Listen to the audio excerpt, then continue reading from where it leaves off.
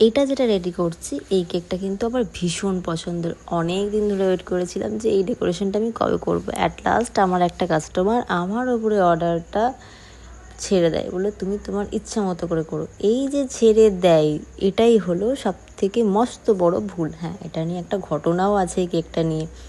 আসলে হয়েছিল কি, যার অর্ডার ছিল সে আমাকে 3টে অর্ডার দিয়েছিল একসাথে। হ্যাঁ, একসাথে 3টে অর্ডার। আমি ওকে বলেছিলাম যে যেহেতু প্রত্যেকটা ডেট আলাদা, আমাকে একটু একটা একটা করে অর্ডারটা দিও।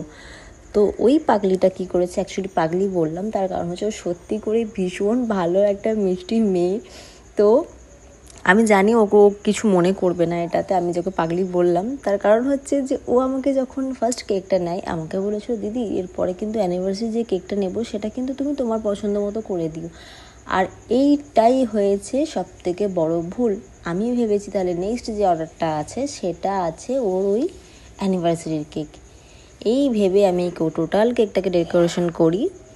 ইভেন আমার পরের দিন যাওয়ার ছিল কলকাতা, আমি যদি না যেতাম তাহলে কিন্তু ওর ডেকোরেশনটা আমি পাল্টে দিতে পারতাম, আমারও কিচ্ছু করার নেই।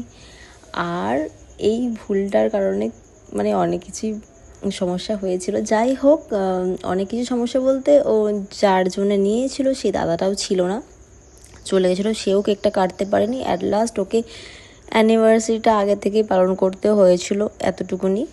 আর সত্যি ও ভীষণ ভালো, যার জন্যে আমার মানে কোনো প্রবলেম হয়নি। কিন্তু অন্য কোনো কাস্টমার হলে হয়তো অনেক প্রবলেম করতো, অনেক কথা শুনতে হতো আমাকে, আর হয়তো সেদিনে কলকাতা যাওয়াটাও আমার হতো না।